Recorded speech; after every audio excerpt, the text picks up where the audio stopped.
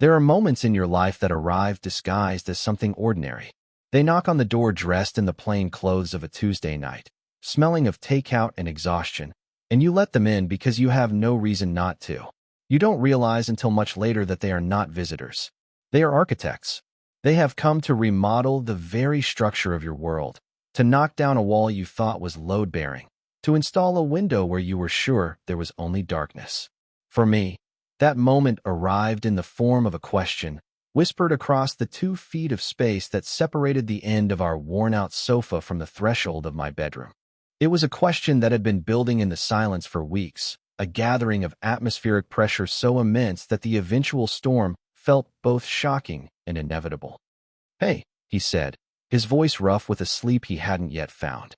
"Ethan." He was standing there, a silhouette framed by the dim light of the hallway, his broad shoulders slumped in a way that had become achingly familiar. You still awake?" I was. Of course I was. For the past month, sleep had become a shallow country I visited only briefly, always jerked back to the waking world by the phantom sensation of his head on my shoulder or the ghost of his warmth beside me on the couch. I was a photographer, a man who dealt in captured light and frozen seconds, and my mind had become a darkroom filled with developing images of him. The subtle downturn of his mouth, the way his hand would rest, palm up, on the cushion between us, an unspoken invitation I never had the courage to accept.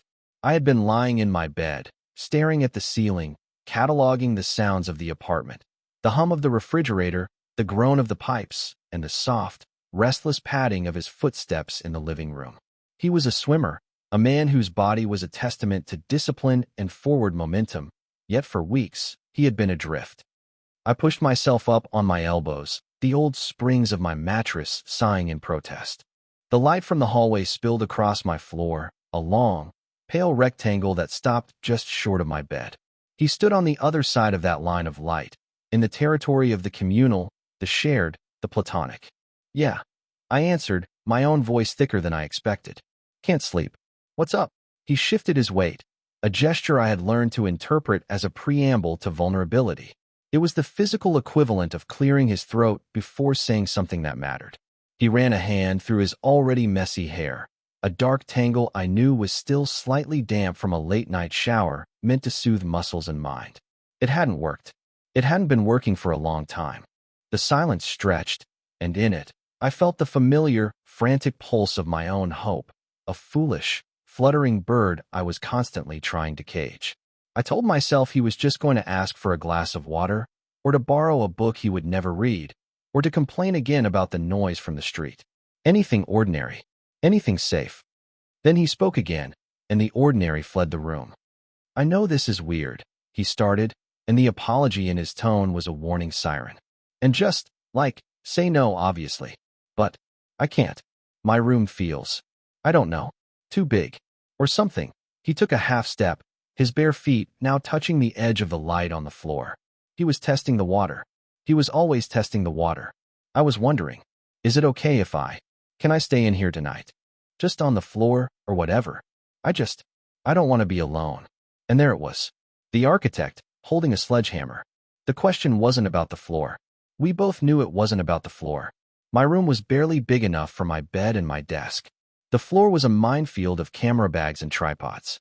The question was a key, being tentatively inserted into a lock I had spent years pretending wasn't there.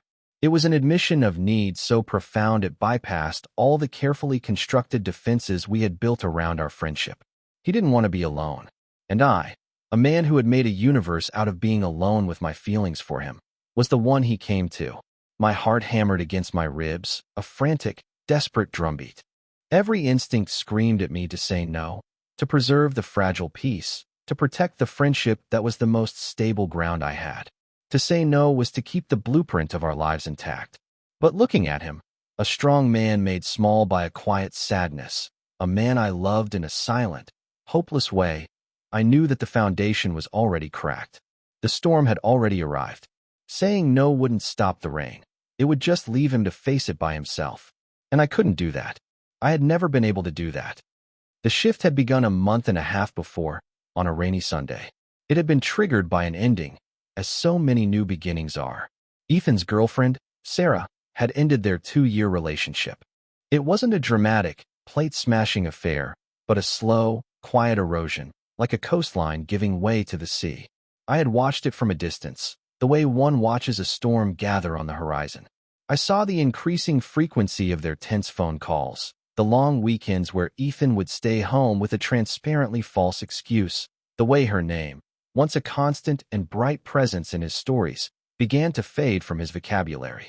I was the peripheral friend, the roommate, a fixed point in his life that existed outside the romantic orbit he shared with her.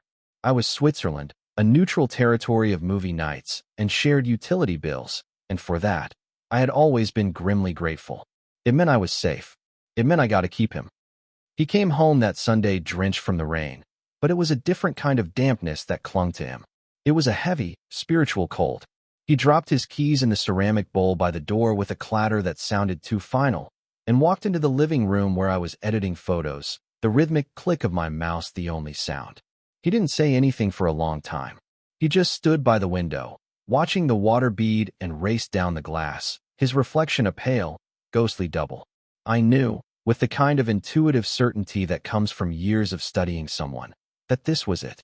The tide had finally gone all the way out, leaving nothing but wreckage on the shore. My own heart gave a traitorous, selfish lurch, a flicker of terrible, ugly hope, and I immediately crushed it, ashamed of myself. His pain was not my opportunity. It couldn't be. She ended it, he said to the window pane, his voice flat. It wasn't a confession seeking comfort. It was a statement of fact, a headline from a newspaper about someone else's life. I'm sorry, man, I said, my voice quiet, careful. I did not get up. I did not cross the room to put a hand on his shoulder. Our friendship was built on a foundation of unspoken rules, and the most important one was the preservation of a certain physical distance. We were close, incredibly so, but it was a closeness of shared space and easy conversation, not of casual, comforting touch. That was a language I was fluent in, but had never dared to speak with him. I was afraid my accent would give me away. He finally turned from the window, and his eyes, usually a bright, clear blue, were murky and distant, like the surface of a deep lake on an overcast day. Yeah, me too, he tried for a smile, but it was a grimace, a painful pulling of muscles that had forgotten their original purpose. She said it felt like we were just going through the motions, like we were roommates who sometimes slept together. That the spark, or whatever, was gone. He let out a sharp, humorless laugh. Guess she was right. He spent the rest of that evening in his room with the door closed. A closed door in our apartment was a powerful symbol. We'd lived together for 3 years, since we graduated, and the default state was open. An open door was an invitation. Come in, bother me, ask me what I want for dinner, tell me about your terrible day. A closed door was a fortress wall. Do not enter. Do not ask. I respected it, but the silence from the other side of that wooden barrier was louder than any argument. I ordered pizza, his favorite, and left the box on the kitchen counter, a silent, edible peace offering. Hours later, I heard his door creak open and the soft sounds of him in the kitchen. He didn't come into the living room. The wall remained up. But the fortress couldn't hold. Loneliness is a patient siege engine, and Ethan's defenses began to crumble within days. The first crack appeared on a Tuesday night. I was on the couch, watching some mindless documentary, and he emerged from his room, looking hollowed out. He had that same lost look he'd had by the window, the look of a man who has forgotten the layout of his own home. He stood in the doorway of the living room for a moment, hesitating, as if he needed a formal invitation to enter a space that was as much his as it was mine. What are you watching? He asked, his voice low. Something about deep-sea vents, I said. Creatures that live in total darkness and feed on poison. Cheery stuff. A ghost of his old smile touched his lips. Sounds about right. He walked over and sat on the far end of the couch, a careful 3-cushion distance between us. He didn't look at the television. He just stared straight ahead, his hands clasped between his knees. We sat like that for an hour, the narrator of the documentary talking about chemosynthesis, while a completely different, much more complex chemical reaction was happening in the space between us. I was acutely aware of every breath he took. I could feel the heat of his body as a distant sun, a warmth I was drawn to but knew would burn me if I got too close. He was there, but he wasn't. He was a shell, and I was sitting with the ghost of my best friend, my own heart a frantic, silent thing. That night began the ritual. It was never discussed, never planned. It simply started happening. Every evening, after a day of feigning normalcy, he would gravitate to the living room, to the couch, to the seat at the opposite end of mine. We'd put on a movie, or a series, or another documentary.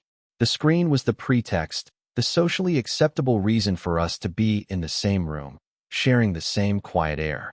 It was our campfire, a thing we could both stare into so that we didn't have to look at each other.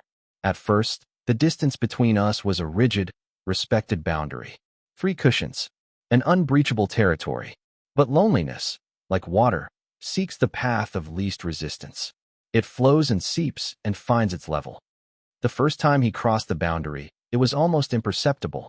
We were watching an old action movie, something loud and explosive that required no thought. During a particularly chaotic car chase, he shifted, leaning back deeper into the couch, and his knee brushed against mine. A jolt, electric and sharp, shot through me. It was nothing. An accident. A simple consequence of physics and shared upholstery. But my entire body went on high alert. I didn't move. I didn't breathe. I waited for him to pull away, to re-establish the buffer zone. He didn't. His leg remained there, a line of warmth pressed against mine. My mind raced, trying to develop the image, to understand its meaning. Was it intentional? Was it a subconscious drift towards comfort? Or did he simply not notice? I spent the rest of the movie in a state of suspended animation, my focus entirely on that single point of contact, a tiny star of heat in the vast, cold darkness of my secret. From there, the erosion of our platonic distance accelerated. The 3 cushions became 2. 2 became 1. One evening, deep into a binge watch of a sprawling fantasy series, he fell asleep. His breathing deepened, and his head, which had been propped up by his hand, began to list. I watched it happen in slow motion, a terrible, beautiful inevitability. His head tilted, slowly, until it came to rest on my shoulder. It was so light. For a man so strong, his head was so impossibly light. Or maybe it was just that my shoulder had been waiting for that exact weight for years. The world stopped.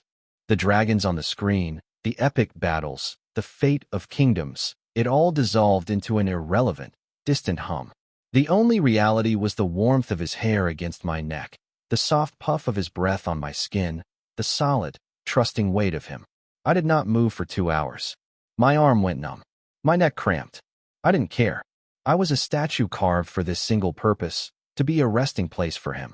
When the credits rolled and the screen went black, he stirred, blinking in the sudden darkness.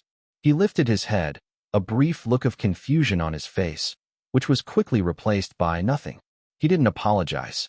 He didn't acknowledge it.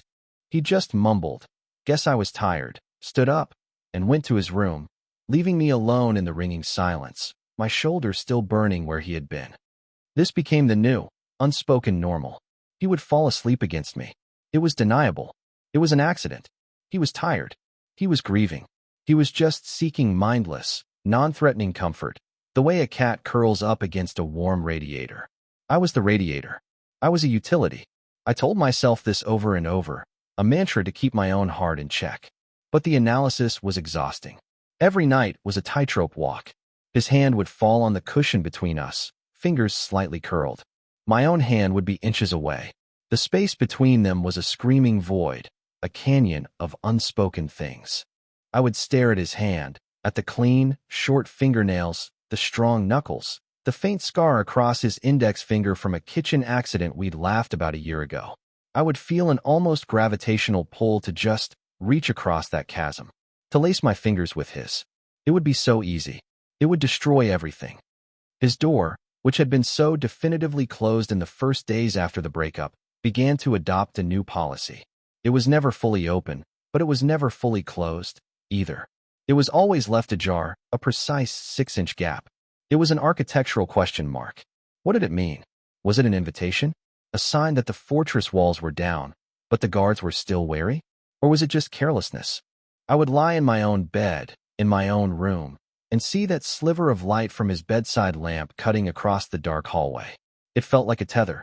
It felt like he was telling me, without words, that he was there.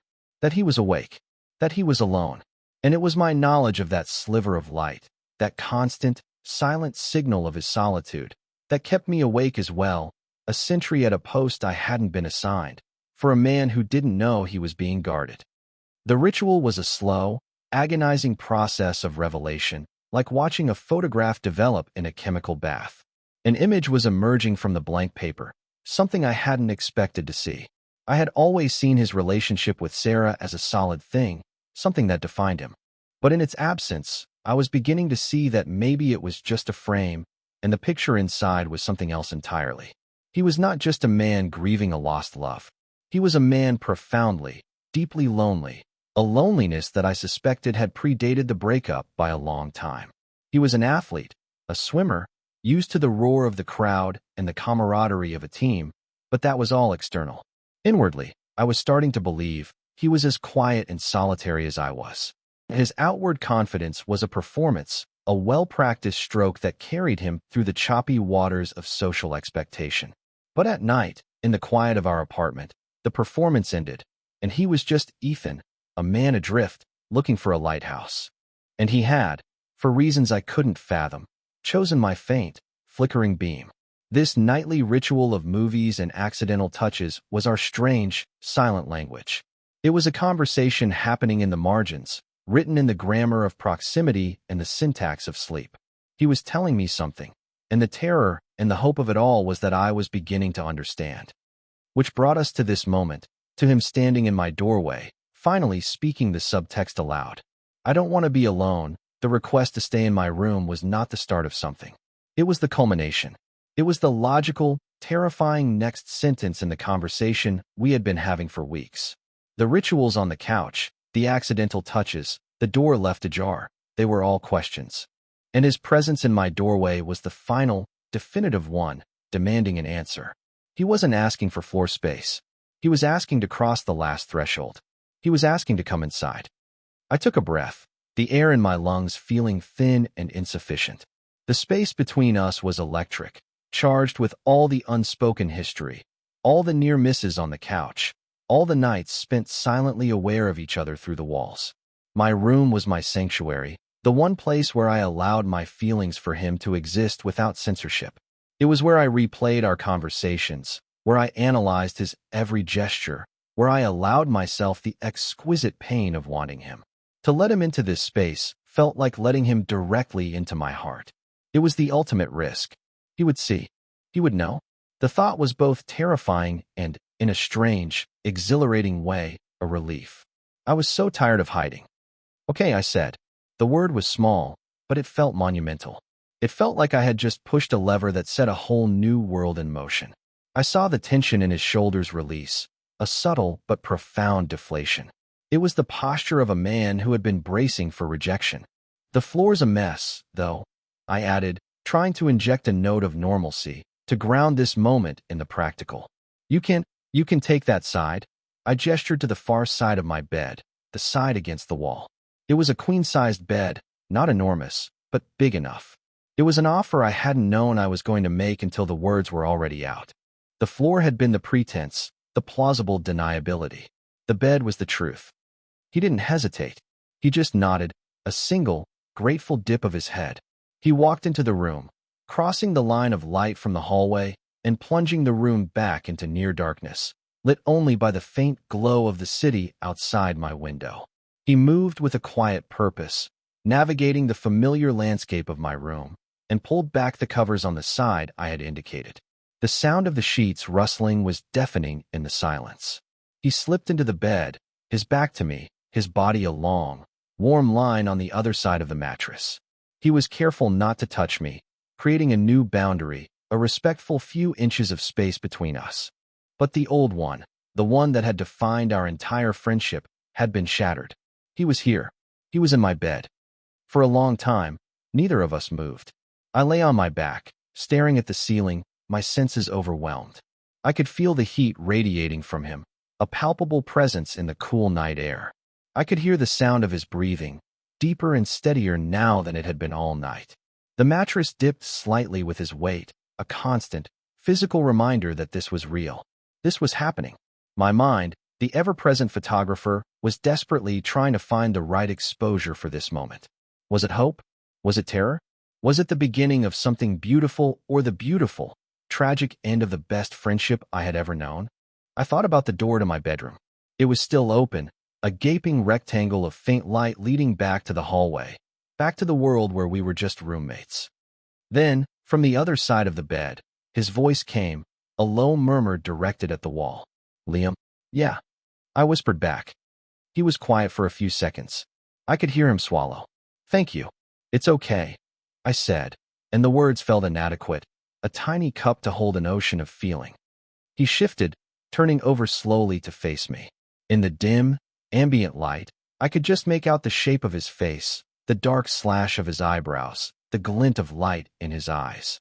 He was looking at me, and his expression was not one of grief or exhaustion. It was something else. It was open. It was vulnerable. It was a question. The same question he had been asking for a month, but this time, it was clear and close and unavoidable. "Can I?" he started, his voice barely audible. He stopped, as if the words were too heavy. He tried again. "Would it be okay if I kissed you?" Time stopped. The city outside, the hum of the refrigerator, the entire world fell away. There was only his question, hanging in the air between us. It wasn't a proposition. It wasn't a move. It was a plea. It was the most vulnerable thing I had ever heard. He was giving me all the power. He was laying down his weapons. He was telling me that he had finally navigated the strange, dark ocean of his own confusion and had washed up on this shore, on my shore, and was asking for permission to be there. And the photographer in my head, the quiet observer, finally put his camera down. This was not a moment to be captured. It was a moment to be lived. I didn't answer with a word. I simply moved, closing the last few inches between us, and met his lips with my own. The kiss was not passionate or demanding. It was tentative.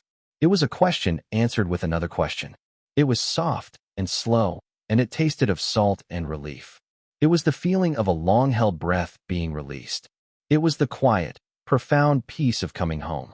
In that single, gentle press of our lips, the years of unspoken affection, the agonizing analysis, the fear and the hope, it all converged and found its meaning. It was not an ending. It was not just a beginning. It was a recognition. It was two people, lost in their own quiet ways, finally finding their way to the same place at the same time. As his hand came up to cup the side of my face, his thumb tracing a gentle line along my jaw, my mind, unbidden, reeled backward. It was a reflex, the way touching a hot stove makes you pull back. Only this wasn't a retreat from pain, but a plunge into context. The sheer, terrifying magnitude of that kiss, of Ethan in my bed, could only be measured against the vast, placid backdrop of the friendship we had so carefully built. It was a friendship that had begun, like so many things, in the institutional chaos of a college dorm. I was a freshman, an aspiring photographer who saw the world in frames and apertures, more comfortable behind a lens than in front of people. I had been assigned a random roommate, a lanky, grinning swimmer with shoulders that seemed too wide for the narrow dorm room door and a laugh that was too loud for the thin walls. That was Ethan.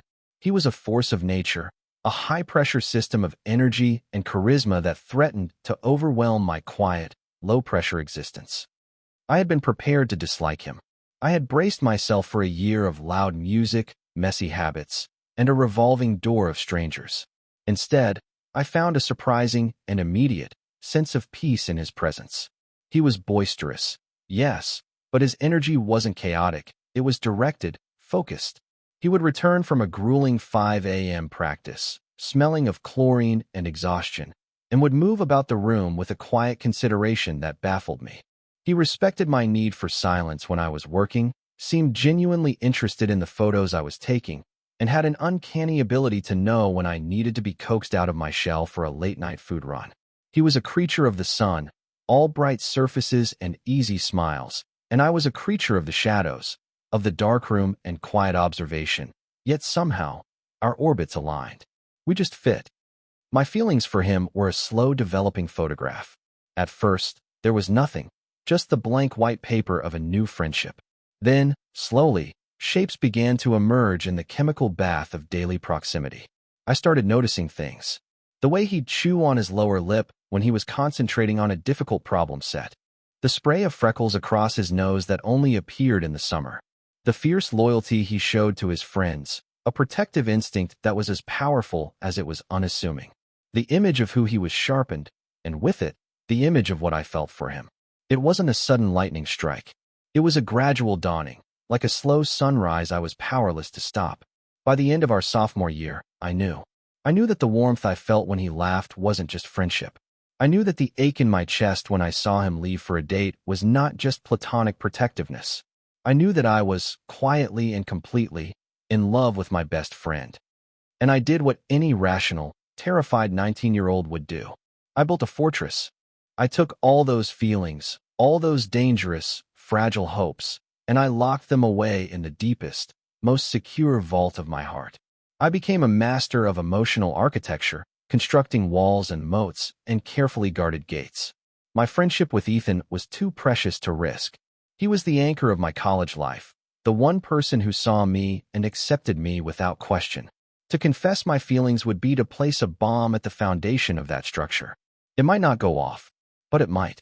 And the resulting rubble was a landscape I couldn't bear to imagine. So I became the quiet observer, the platonic ideal of a best friend. I listened to his stories about the girls he was dating.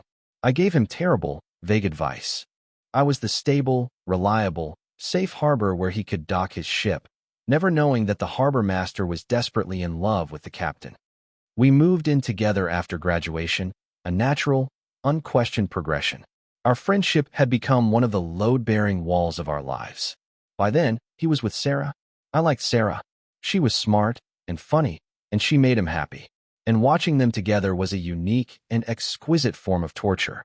It was like watching a beautiful film in a language I couldn't understand. I could appreciate the aesthetics, the composition, the story, but the emotional core of it was forever alien to me. Every time he would kiss her goodbye at our front door, every time I would hear their laughter from his room, it was a fresh layer of plaster on the walls of my fortress. I told myself it was for the best.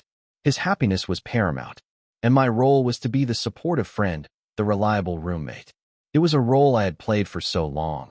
I had almost convinced myself it was who I truly was.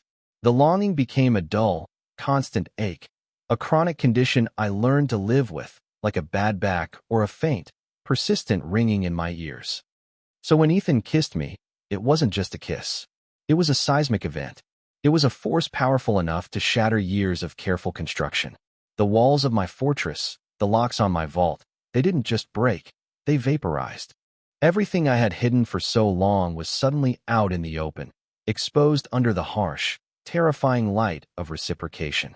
The flashback wasn't just a memory. It was the frantic, desperate accounting of my own heart, trying to calculate the cost of this moment. All those years of silence, of self-denial, of believing this was an impossible, unattainable thing, and here it was. It was real. His lips were real. His hand on my face was real. And the fear that rushed in to fill the space where my fortress used to be was immense. Because now, there was everything to lose. The morning after was a study in silence. A heavy, suffocating silence that was the complete inverse of the easy, companionable quiet we had always shared. I woke up first, just as the sun was beginning to turn the gray city sky to a pale, bruised purple. Ethan was still asleep, his back to me again, his breathing even and deep. For a moment, in the dim light, everything felt dreamlike, unreal. I could almost convince myself that I had imagined it all. The question, the kiss, the hours we'd spent afterward, just holding each other, not speaking, as if words would break the spell. But then he shifted in his sleep, and his hand, which had been resting near my chest, brushed against my arm. The contact was electric, a jolt of reality that confirmed everything. It had happened. He was here. We had crossed a line that I had spent nearly a decade pretending did not exist. I slipped out of bed as quietly as I could, my movements slow and deliberate, like a thief in my own room. I needed space. I needed to breathe air that wasn't thick with his presence and the monumental implications of the night before. I closed my bedroom door behind me, a soft click that sounded like a gunshot in the stillness of the apartment. I stood in the hallway, my heart pounding a nervous, erratic rhythm. The apartment looked the same. The worn rug, the scuff marks on the wall, the stack of mail on the little table by the entrance. It was all brutally, terrifyingly normal. But everything had changed. The very air in the apartment felt different, rearranged. I felt like I had walked out of a familiar room and found myself in an identical one, but where all the furniture was shifted an inch to the left. It was disorienting. It was wrong. I made coffee, the familiar ritual, a flimsy anchor in a sea of uncertainty. The smell of the brewing coffee, usually a comfort, did nothing to soothe the anxiety coiling in my stomach. I sat on the couch, in my spot, the same spot where I had spent weeks analyzing his every move. Now, the memory of his head on my shoulder felt like something from another lifetime. That was the era of plausible deniability, of safe, unspoken yearning. This new era, whatever it was terrifyingly real. There was no more subtext. There was only the fact of the kiss, a bright, dangerous object sitting in the middle of the room. What did it mean? For me, it meant everything. It was the validation of a decade of hidden love. But for him, was it a moment of grief-fueled confusion? A desperate reach for comfort in the nearest port? Was I just a convenient, warm body in the middle of his emotional storm? The thought was a shard of ice in my gut. An hour later, I heard my bedroom door open. I didn't turn around. I kept my eyes fixed on the coffee mug in my hands, watching the steam rise in lazy spirals. I heard his footsteps, hesitant, in the hallway. He didn't come into the living room. He went into his own room, and I heard his door click shut. Not ajar. Shut. Closed. Locked. The sound was a physical blow. It was a statement. The fortress walls were back up, but this time, I was the one on the outside. The silence that followed was worse than any argument. It was a void, a complete absence of the connection that had been the bedrock of my life. I sat there on the couch, the coffee growing cold in my hands, and felt a despair so profound it was almost paralyzing. I had misinterpreted everything. I had been a fool. He regretted it. The most beautiful moment of my life was his biggest mistake.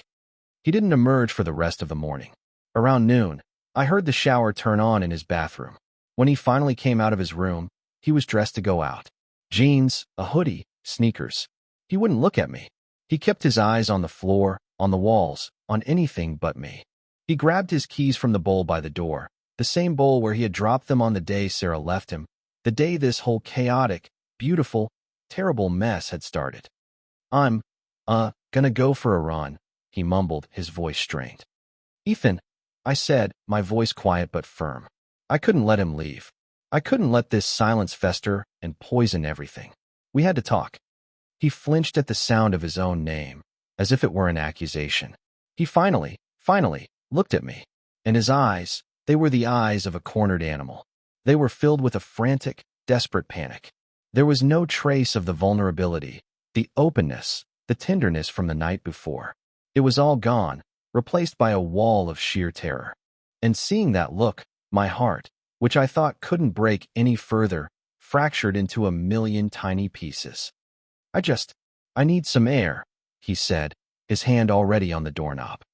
We need to talk about last night, I said, my voice trembling slightly, despite my best efforts to keep it steady. I can't, he said, shaking his head, his eyes wide. Not right now. I can't, and then he was gone.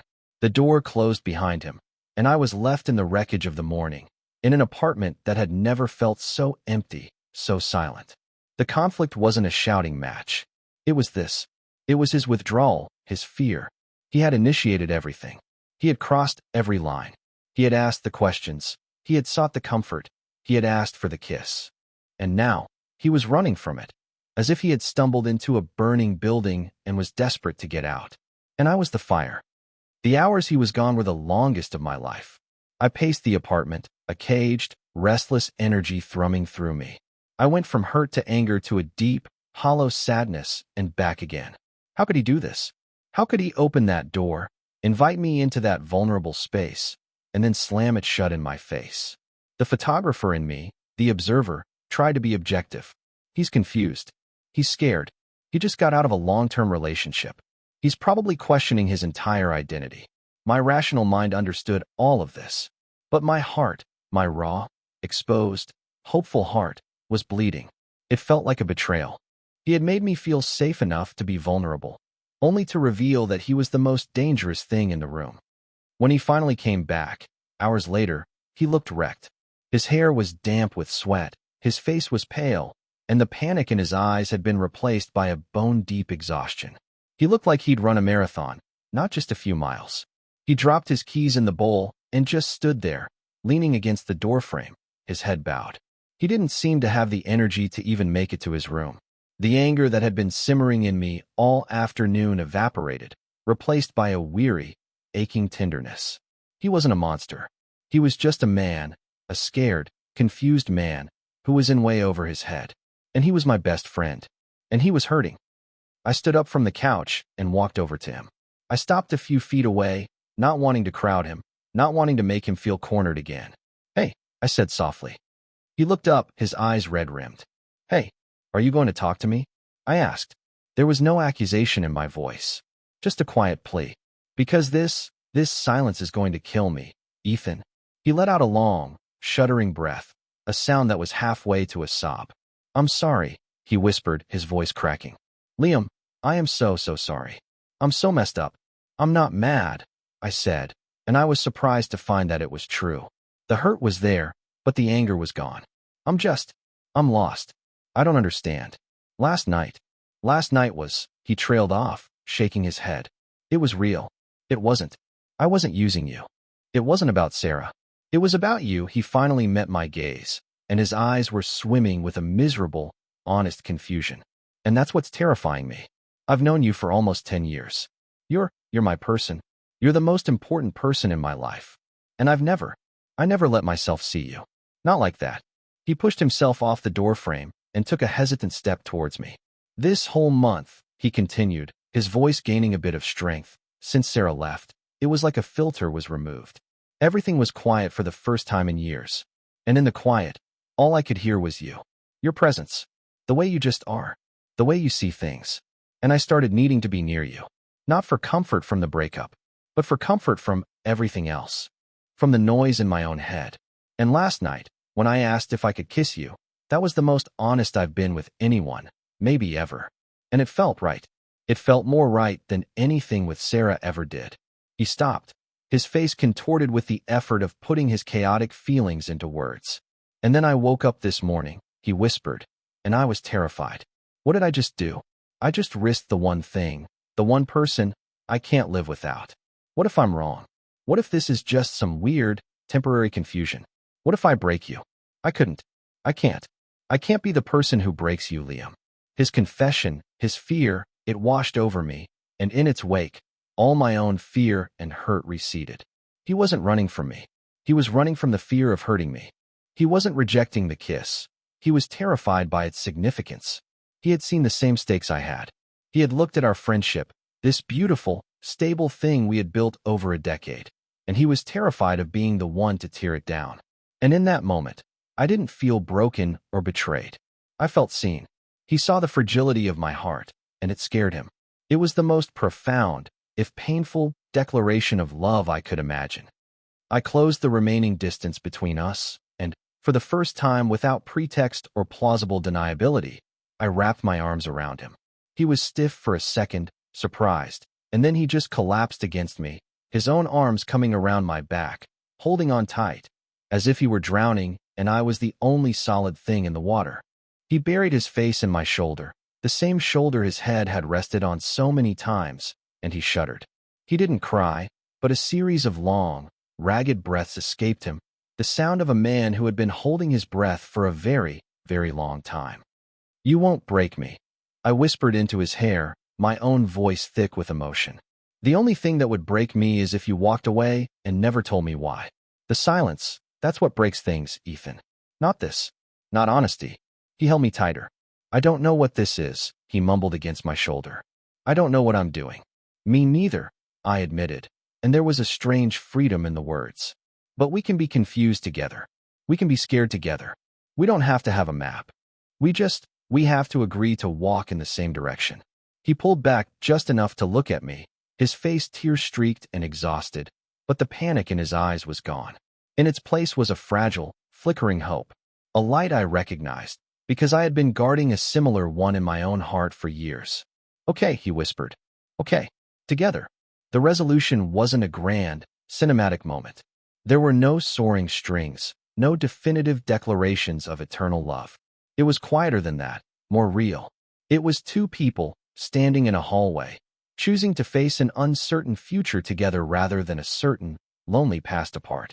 The aftermath of the conflict was not an immediate return to normalcy, but the beginning of the slow, deliberate construction of a new normal. It was the quiet, painstaking work of learning a new language, a new way of being with each other. The old blueprint of our friendship was gone, and we were left with the raw materials of honesty and affection, trying to figure out what to build next. That first night, after the talk, after the tears and the confessions, was awkward. We ordered food, but barely ate.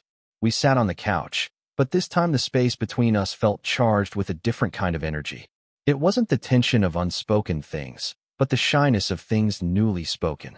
Every accidental brush of our hands was both a question and an answer. The air was thin, but breathable. Later, when it was time for bed, we stood in the hallway, in the same spot where he had confessed his fear. "So," he said, gesturing vaguely towards his bedroom door, which was still firmly closed. I looked at my own door, which was open. "So," I echoed back, a small, nervous smile on my face. He met my eyes, and a hint of his old, easy grin returned, though it was softer now, more tentative. "My room still feels too big," he said quietly. It wasn't a complaint. It was a statement of fact. It was a request. "Mine's probably still big enough for two," I replied, my heart doing a slow, steady roll in my chest. We didn't speak again. He followed me into my room, and this time, I was the one who closed the door, shutting out the hallway, shutting out the rest of the world. We were on the same side of the door now. The feeling of rightness, of completeness, was overwhelming. We got into bed, and the awkwardness of the living room dissolved in the quiet intimacy of the space. He turned to face me, and I turned to face him. There were no pretenses, no walls, no deniability. He reached out and tucked a stray piece of hair behind my ear, his fingers gentle against my skin. "I'm still scared," he whispered in the dark. "I know," I whispered back. "Me too." I took his hand, the one that had rested so many times on the cushion between us, and laced my fingers through his. The fit was perfect. It felt like coming home. It's okay to be scared. And we just lay there, holding hands, our breathing slowly syncing up, a quiet, shared rhythm in the dark. There were no more kisses that night. There didn't need to be. The simple, solid fact of his hand in mine was more intimate than anything I had ever experienced. It was a promise. It was a beginning. We were not lovers, not yet. We were something newer, and perhaps more profound. We were two friends who had found the courage to admit that their friendship was the foundation for something more, and we were slowly, carefully, beginning to build upon it. The days that followed were a process of discovery. We were mapping a new territory. We learned the geography of casual affection, a hand on the small of the back while passing in the kitchen, a head resting on a shoulder during a movie, not out of exhaustion, but out of simple, intentional closeness. We learned that his bedroom door stayed closed, not as a barrier, but because he no longer needed to sleep there. My room became our room, a shared sanctuary. The door was closed at night, not to keep me out, but to keep us in, together. The ritual of the couch was replaced by the ritual of my bed, of whispered late-night conversations, and the simple, profound comfort of falling asleep and waking up next to the person you love. There was a gentleness to everything. It was as if we were both handling something incredibly precious and did not want to drop it. The love that had been a secret, a source of anxiety and yearning, was now a shared, quiet thing that lived in the open air of our apartment. It was in the coffee he started making for me in the mornings, just the way I liked it. It was in the way I'd find myself taking photos of him, not as a secret act of worship, but as a joyful celebration of his presence in my life. The lens no longer felt like a barrier between us, but a bridge. I was no longer just the observer. I was a participant. One Saturday, about a month after that first, terrifying morning, I was in the living room, sorting through a batch of new photos. He came and sat beside me on the couch, leaning his head against my shoulder in that now familiar, beloved way. I showed him a picture I had taken of him the day before. He had been standing by the window, looking out at the rain, just as he had on the day of his breakup. But in this photo, his expression was different. It wasn't lost or hollow. It was peaceful. He was smiling, a small, genuine smile, as he watched the water on the glass. He looked at the photo for a long time. Then he looked at me, his blue eyes clear and bright. "You see me," he said, his voice soft with wonder. "You always have, haven't you?" "Yeah," I said, my throat tight. "I always have." He leaned in and kissed me, a slow, sure kiss that held no fear, no hesitation. It was a kiss of gratitude, of understanding, of belonging. It was the kiss of a man who was no longer adrift, who had found his harbor. It was the kiss of a man who was home. We learn to build our lives around certain truths, walls we believe are immutable. We tell ourselves that friendship is here and love is over there, that this person is safe and that desire is dangerous, that our hearts have rooms with doors that must be kept locked. But sometimes, if you are very, very lucky, someone comes along who doesn't see the walls you've built. They just see you, standing alone in a room, and they have the quiet courage to stand in the doorway and ask if they can come in. They don't knock the walls down. They simply show you that the doors were never locked in the first place. And in the quiet, shared space you create, in the beautiful, honest silence you learn to build together, you don't just find a new love. You find a new way to be yourself, finally, blessedly, whole.